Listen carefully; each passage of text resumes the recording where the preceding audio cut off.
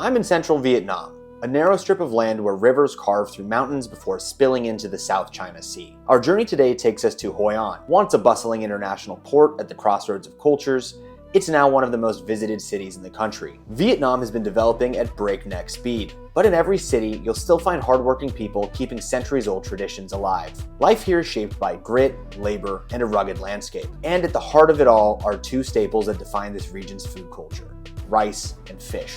Guiding me today is Harry, a Hoi An local deeply passionate about his culture, his people, and his land. Together we'll uncover the culinary backbone of this remarkable part of the world, learning how they make their Cau Lau and Mi noodles, as well as Vietnam's favorite condiment, fish sauce. Cau Lau.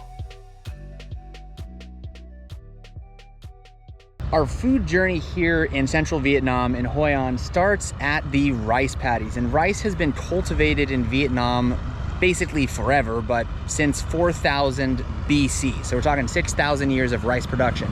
The idea since then hasn't really changed terribly, but the technology has improved the amount of rice that they can grow. And so this area would have been covered by exactly the same people plowing, people working the field, but they would have had water buffalo pulling and flattening the land here. Now they've traded it in for the more modern machines. We're gonna go take a look at the paddies now, so come along.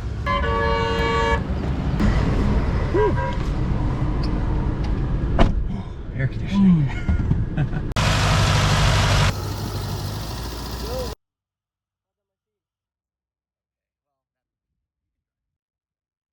This is the rice. This is about 2 weeks.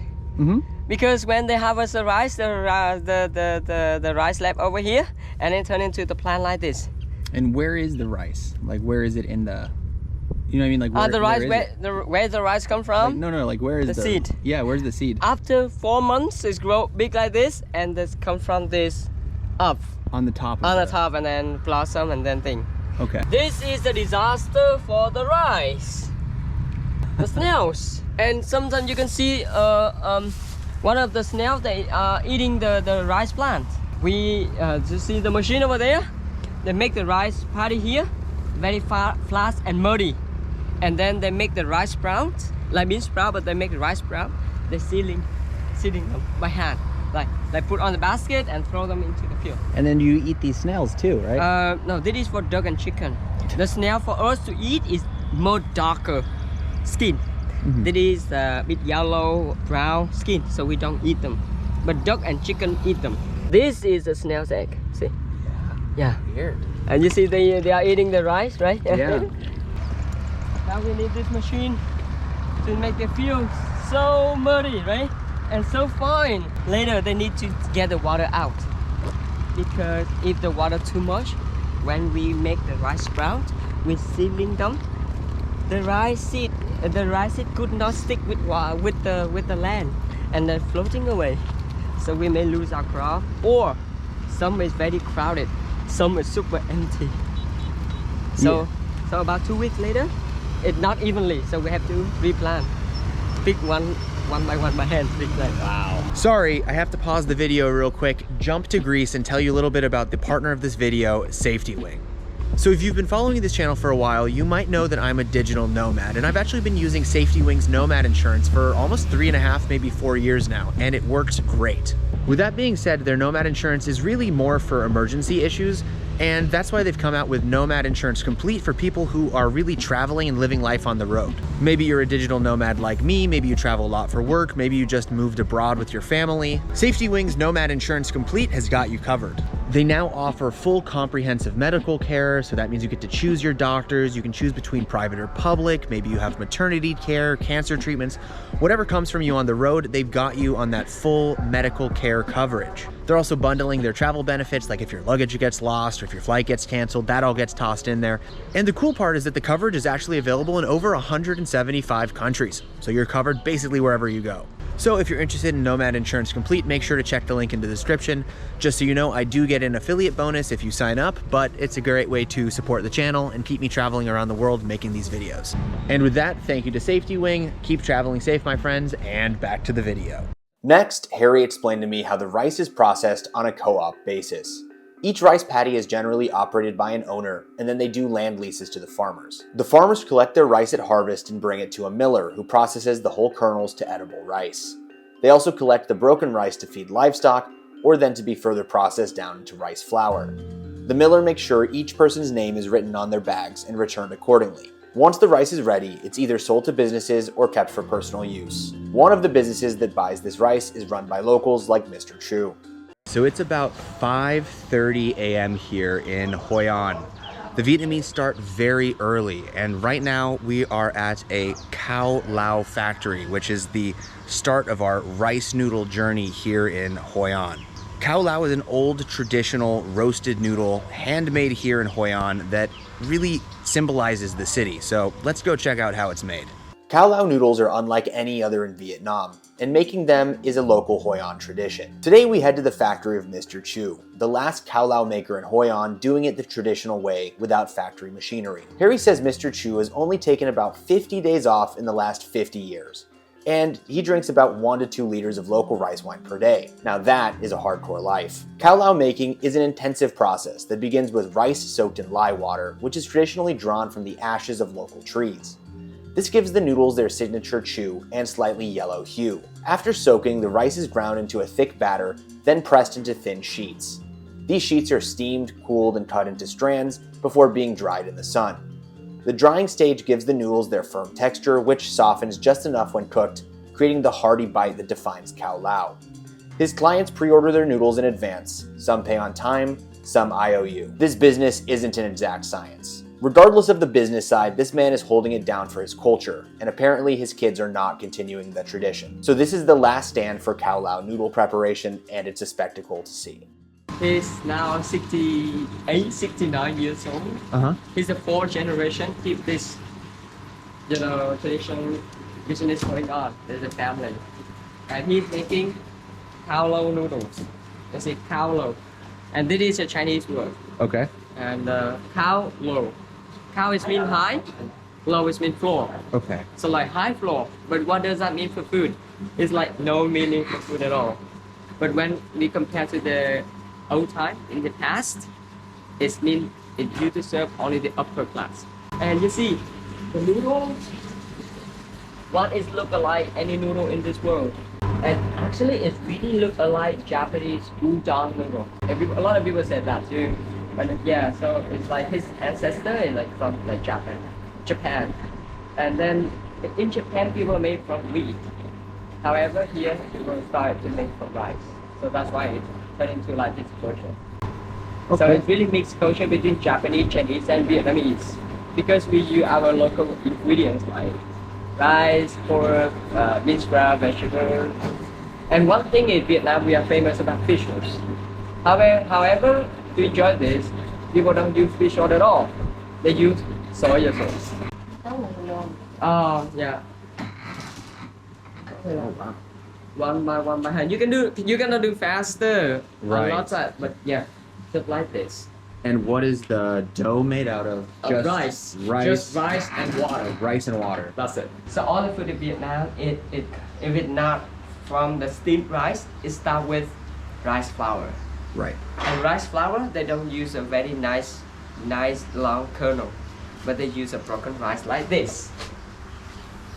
Because all the process, it has some rice broken, and they just collect like type 1, type 2, type 3. And broken rice like this, they turn them into the rice flours by using the water. They put the water on here, and then use the water to soften the rice, and also clean the rice away from the dust and insects. And after a few hours, when the rice getting softer, so they use that machine.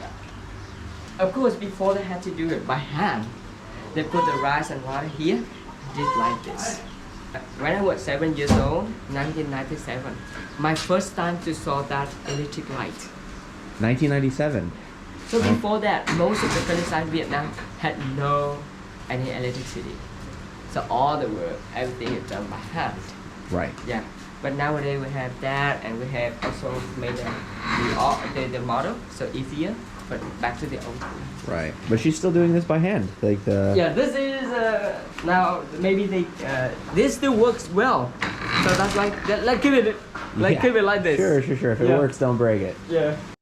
To build this dish, a pork broth is made by simmering bones with star anise, cinnamon, and local aromatics, producing a rich yet concentrated flavor. Pork belly is marinated with soy sauce, 5-spice, garlic, and sugar, and then seared and braised until tender. In the bowl, the noodles are blanched briefly to soften alongside local bean sprouts, then layered with sliced pork, a spoonful of the braising liquid, a ladle of the fragrant broth, and then topped with crisp rice crackers and fresh herbs. A final drizzle of fish sauce, a squeeze of lime, and you are ready to go. These are the Cau Lau noodles that we saw made earlier. Nice mix of stuff. Everything that's not a soup in Vietnam is sort of a noodle salad. So let's give it a try and see if we can get that nice roasted flavor that we saw from the charcoal that you cooked it with. This dish, you sort of get everything. It's meaty from the pork. It's spicy with the addition of hot sauce. The broth is nice and rich. The noodles have a nice chew to them that the Mi Quang noodles don't have. And just like a great dish for lunch. I think the Mi Quang is probably better for breakfast, a little bit lighter. This one is more hearty, definitely a lunch dish. And you definitely taste a little bit of the roasted nature that you get from the charcoal sort of situation that they steam it with. Super tasty.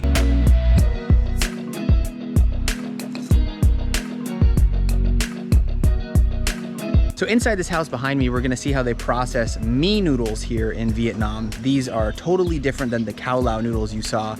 Much simpler process, so let's check it out. So here they use the rice husk to burn for the fuel for the steamer tray. Yeah. And then the Mi Quang noodle is I guess, or the Mi is a thinner rice paste, rice and water. Yeah. Salt? No salt. No, so just rice and water. Rice and water. Yeah, and then they just have a steamer tray here. Yeah. So it's a much more much simpler process. You have to do one by one, and 3 big pieces of rice paper is 1 kilo of noodles. Right. So when the local people come here at 5:30, they order 1 kilo, 2 kilos. Some people order 3 kilo. They cannot wait for her to make one by one. So she had to make it in advance. Sure. To make a lot of bunch of rice paper, and when the people come, they should cut. And how much does she make per day? Có một ngày là mình làm bao nhiêu ký có hả? 80 kilos. So this is rice. And then through the process, get the rice kernel here, and of course they use broken because here no need a good looking. You can all turn into rice flour. And broken rice is much cheaper than good looking rice. The rice, right? Yeah. And they put on this grinder. And one by one by hand like this. And moving around. So turn the rice into the flour. Mi noodles are a staple of this region and are a part of most people's daily meals here.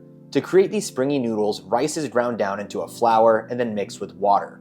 It is then steamed in a thin sheet and transferred to a cooling rack.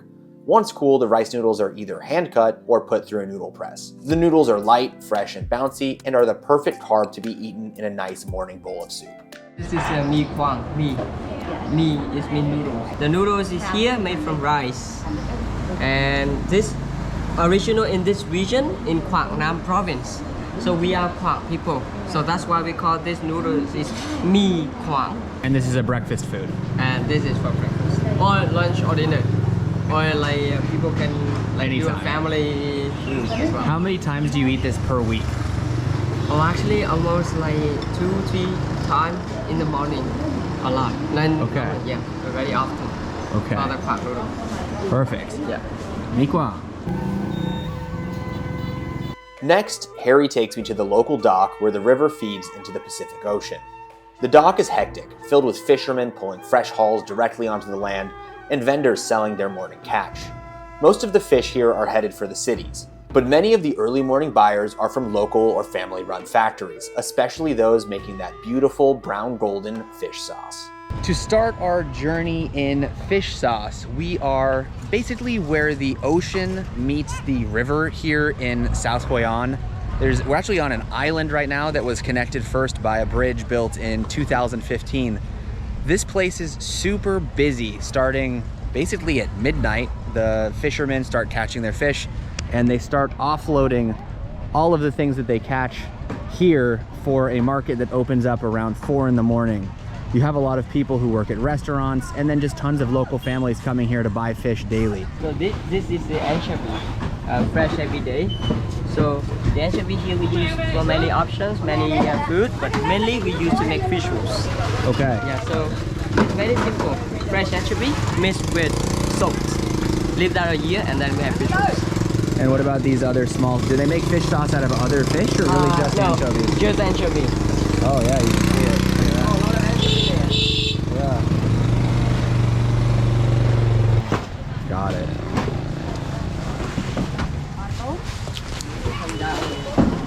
It's healthy. So now she got what she needs. And now deliver to smaller markets. And start to sell until it's gone. So these people are the people who sell the fish? Yeah, bring it to smaller markets. Smaller markets. So they maybe come back home 10, 11 a.m. or maybe in the afternoon. Right. Until it's done. So wow, today we have lots of anchovy. Anchovy season is coming. Yeah, you're right. Ooh, you can smell it. Yeah.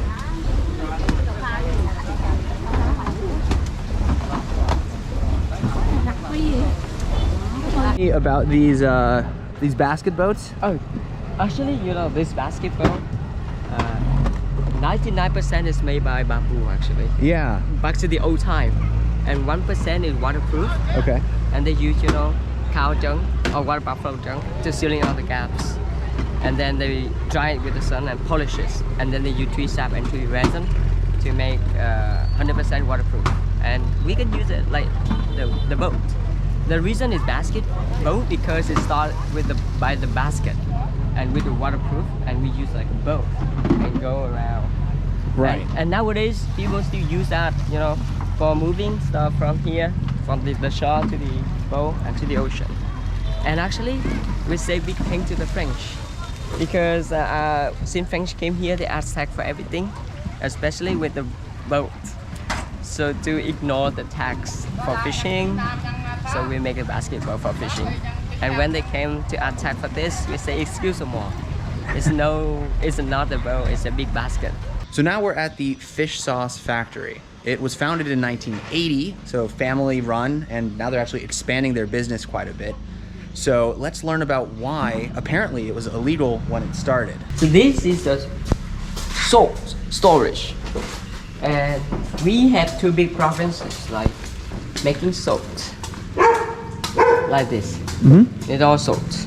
And it's sea salt. Sea salt. If you eat this, it's really salty, yeah, for sure. So every month, this sold out.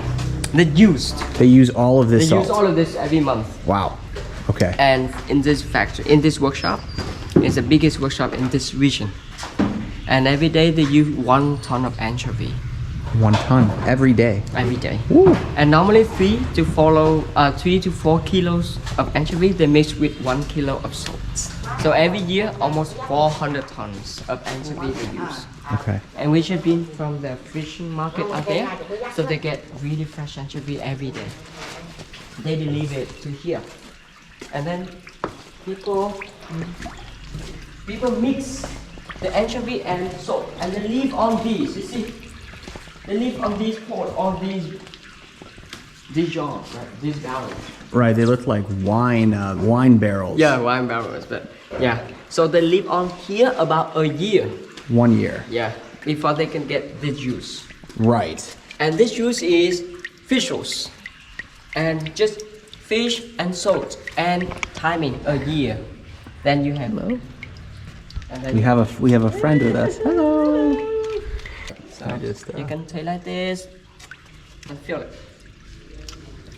I know a lot of Western people are sometimes a little bit scared of fish sauce, or they don't like it because it smells very aggressive. I'm not gonna lie, this whole area is very heavy with fermented fish.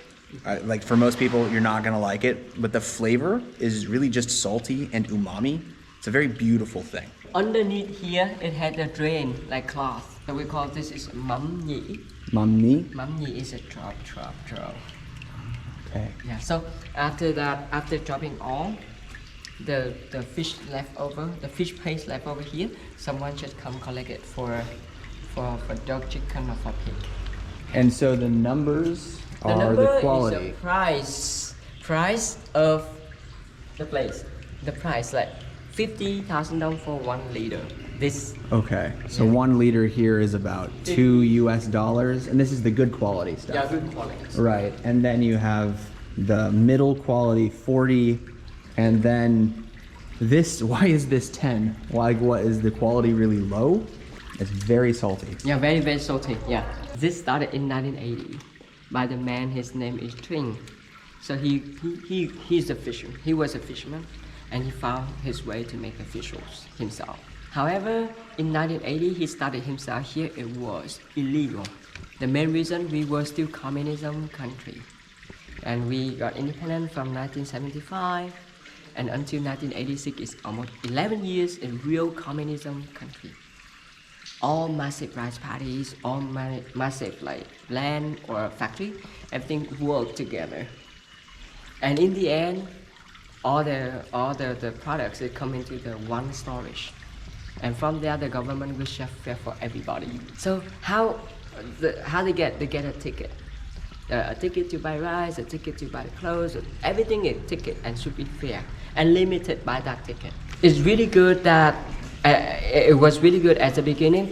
The people use a nation labor to fix the country after the war damages. Everything fixing together like one whole. However, later on, you big, I'm small. You work hard, I'm lazy, and get the same thing. That literally people feel like it's fair, but finally it's unfair because of that. And also like people get to know, they know what they're gonna get. So that is like no dream and no hope, and if they're lazy, they still have something to eat because the government secure the food for them. Right. So later on, the economy is going down.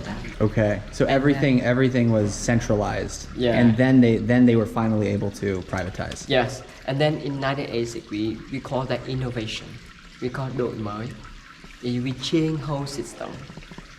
Economy like, the government turn everything could be into private. If you're good enough, you can in charge this business or that business. And big massive rice paddies, they turn into smaller blocks. And each block is belong to each individual farmer. If you work on your farm, you have. If you don't work, no one secures the food for you. Right. So everyone like work hard on the farm, and everyone keep more like creative to make the things. So the owner started this illegally, privately, and then when it opened up, then he's like, okay, now I can sell. Yeah, I can sell. Before Okay. that, he just used it himself. Oh, okay. For some neighbors, he could not sell, public. Right. Just use it himself. But later, after 1980, he could sell it to the market. And now he's selling abroad, internationally, right? Yeah, Yeah. and to other provinces as well. If you want to buy this fish sauce, I'm going to drop a link in the description. Cái này là cá hả chị? Đây là cá hả? Đó. And very simple. Local people come get this, wholesale, and bring it to the smaller market and do Yeah. sell. Ah, okay. No need a brand. Yeah, And okay. if they sell in the supermarket or market that have a brand on. Right. This kind of fish we saw in the morning, they make fish paste. Right. You Yeah, can't fish bait. really see here, but it's a bunch of floating fish in some murky black liquid. Maybe it's better that you don't see. It smells, it honestly doesn't smell as bad as you would perceive it to smell. So, but the whole room is very heavy with the smell of fish sauce. And then they have this exterior area. Yeah. That's the shrimp paste. It smells so crazy. Shrimp paste, and the lady here to make more shrimp more Yeah. fish. Hello chị. Xin chào. More fish paste. Xin chào. Yeah. One by hand. One by hand. Border. Yeah. And even branding things. So now Right. people order a lot and bring it to the market or supermarket and sell it there. Or already order, following the order actually. Yeah. Yeah. It's a weird thing. The fish sauce, it smells very heavy and very fishy, but I don't find it off-putting. The shrimp paste, on the other hand, it's like thick and rich, and it hangs in the air aggressively and sort of smells like a combination of rotted fish and maybe like onions, but it has a very umami middle tone to it, which is appealing to some and probably not appealing to others. It's, I don't think I'll ever get used to it. In central Vietnam, food is never just food. It's history, survival, and identity served in every bowl. Rice anchors life here, steady and unshakable. Fish sauce gives it soul, sharp and alive with the sea. Dishes like Cao Lau and Mi Quang carry centuries of tradition, shaped by the land, the rivers, and the people who refuse to let those traditions fade. Traveling through this region, you taste more than flavors. You taste resilience, culture, and connection. And that's what makes central Vietnam unforgettable. A rugged land that speaks through its food, telling stories you can only hear once you've sat down at the table. Thanks for watching.